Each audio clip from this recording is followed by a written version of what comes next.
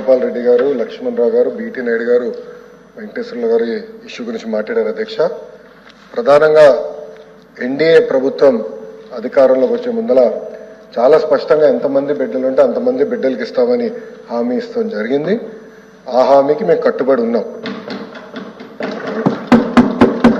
రెండో అంశం అధ్యక్ష, అందుకే గైడ్ లైన్స్ రూపొందించడానికి కొంచెం సమయం కావాలని అడిగాం. నేను కూడా ఇది కొంచెం సీరియస్ గా తీసుకుంటున్నా. మంత్రులందరితో కూడా మేము చర్చిస్తున్నాం. గతంలో జరిగిన లోటుపాట్లు జరగకూడదనేది మా లక్ష్యం. మీరన్నట్టు గతంలో 15,000 రూపాయలని, తర్వాత అది కాస్త నెక్స్ట్ ఇయర్ 14,000కి అయింది, తర్వాత 13,000కి అయింది. 1,000 రూపాయలు టీఎంఎఫ్ అన్నారు, ఇంకో 1,000 రూపాయలు ఎస్ఎంఎఫ్ అని అది డబ్బులు తీసుకుంటాం జరిగింది.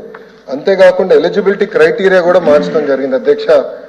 గ్రామాలు వచ్చే గల 5,000 రూపాయలు నెలకు వస్తే ఆటోమేటిక్ గా వాళ్ళు ఎలిజిబుల్ అనేది, 5,000 కన్నా తక్కువ వస్తే ఎలిజిబుల్ అన్నారు.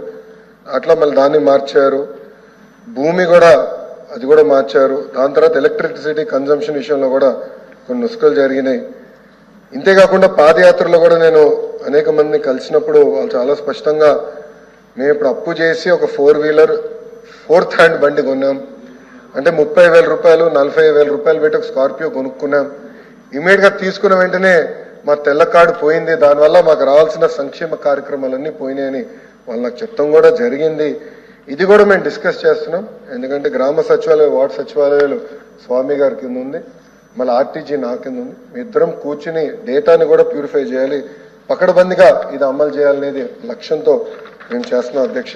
సో మీకు ఎలాంటి సందేహం అవసరం లేదు. అర్హులు ఎంతమంది ఉన్నా ఇవ్వాలనేదే ఎన్డీఏ ప్రభుత్వం లక్ష్యం. అది మేము సాధిస్తాం. రెండోది, ఇది బోర్డు ప్రభుత్వం ప్రైవేట్ పాఠశాలలకు వెళ్లే విద్యార్థులకి వర్తిస్తుంది. ఇంకో పక్కన పెద్దలు అన్నట్టు అధ్యక్ష, 2019 నుంచి 24తో పోల్చితే ప్రభుత్వ పాఠశాలలో సుమారుగా 72,000 మంది విద్యార్థులు తగ్గారు అధ్యక్ష. ఇది కూడా మేము చర్చిస్తున్నాం. ఎందుకంటే నాడు నేడు కార్యక్రమం ద్వారా వేలాది కోట్ల రూపాయలు ఖర్చు పెట్టిన విషయం వాస్తవం. కానీ ఎందుకు విద్యార్థులు తగ్గారు? గత ప్రభుత్వం సిబిఎస్ఈ తీసుకొచ్చింది, సిబిఎస్ఈ మళ్ళీ బోర్డు ఎగ్జామ్స్ అని పెట్టారు, తర్వాత ఐబీ గురించి ప్రస్తావించారు, టోఫుల్ గురించి కూడా ఒక ప్రశ్న ఉంది, దాని గురించి కూడా మాట్లాడతాం. కానీ నిర్ణయాలు తీసుకున్నప్పుడు, విద్యా రంగంలో నిర్ణయాలు తీసుకున్నప్పుడు చర్చించాల్సిన అవసరం ఉంది. యూనియన్లతో మాట్లాడాలి, ఉపాధ్యాయులతో మాట్లాడాలి, అందరినీ కూర్చోబెట్టి ఆమోద్యమైన పరిష్కారం వెతకాల్సిన అవసరం ఉంది అధ్యక్ష. నీ జర్క్ రియాక్షన్ తీసుకోవాల్సిన అవసరం లేదు.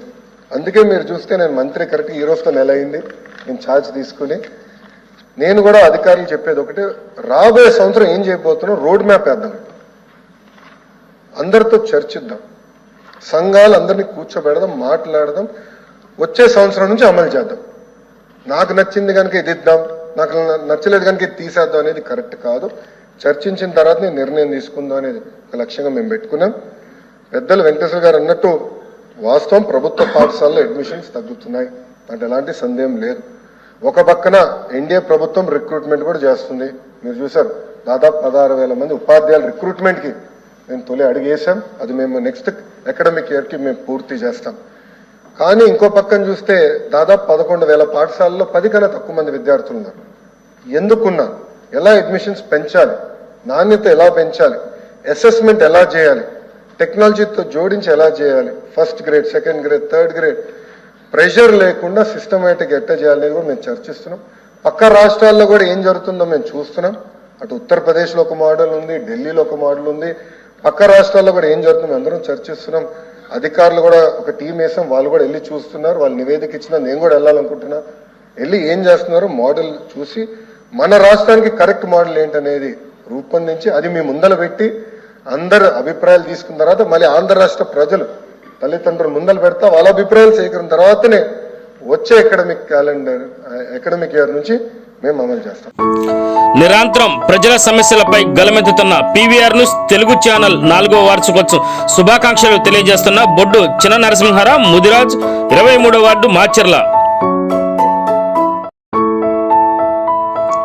పల్నాడు ప్రజల సమస్యలపై నిరంతరం పోరాడుతూ ప్రజల మన్ననలు పొందుతున్న పీవీఆర్ న్యూస్ తెలుగు 4వ వార్షికోత్సవం శుభాకాంక్షలు తెలియజేస్తున్న మాచర్ల చక్రధర డిగ్రీ కళాశాల ప్రిన్సిపల్ కుర్రి సాయి మార్కొండారెడ్డి.